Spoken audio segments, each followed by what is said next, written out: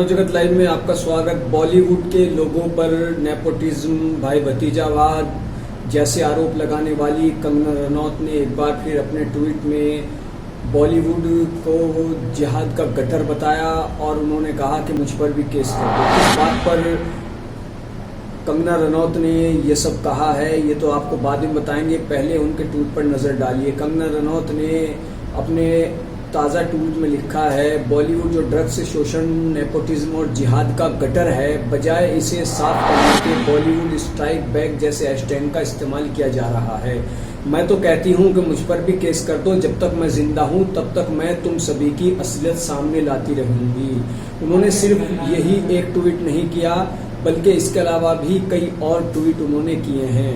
एक ट्वीट में वो लिखती हैं, बड़े सितारे न केवल महिलाओं को ऑब्जेक्टिफाई करते हैं बल्कि जवान लड़कियों का शोषण भी करते हैं। वो सुशांत सिंह राजपूत जैसे युवा सितारों को बढ़ने नहीं देते हैं। वे 50 साल की उम्र में स्कूल किड्स का किरदार निभाना चाहते हैं। अगर उनके सामने कुछ गलत भी हो रहा हो तो वो किसी के लिए स्टैंड नहीं लेते हैं।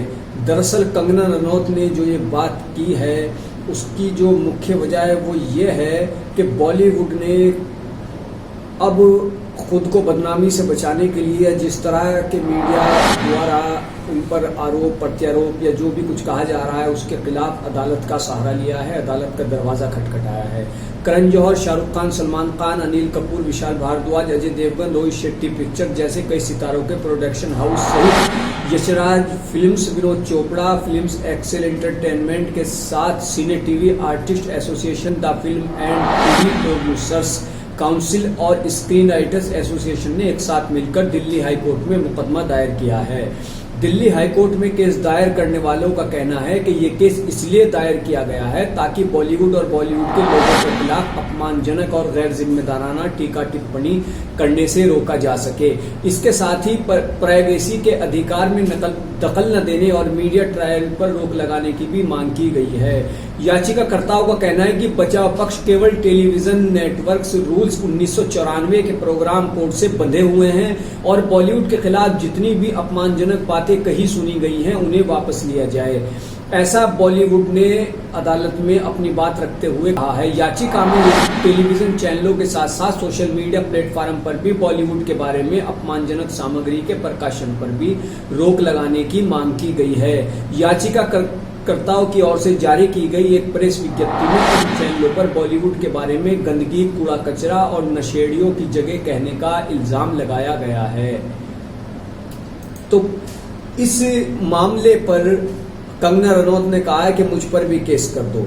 हिंदी फिल्म इंडस्ट्री के निर्माताओं की प्रोड्यूसर गिल्ड ऑफ इंडिया सहित 4 एसोसिएशन और 34 फिल्म निर्माताओं ने अर्नब गोस्वामी, प्रदीप भंडारी, उनके चैनल रिपब्लिक टीवी और टाइम्स नाउ के राहुल रविशंकर और नविका कुमार के खिलाफ दिल्ली हाईकोर्ट में याचिका दायर कर इन्हें बॉलीवुड के खिलाफ गैर जिम्मेदाराना और अपमानजनक टिप्पणी करने से रोकने की मांग की है।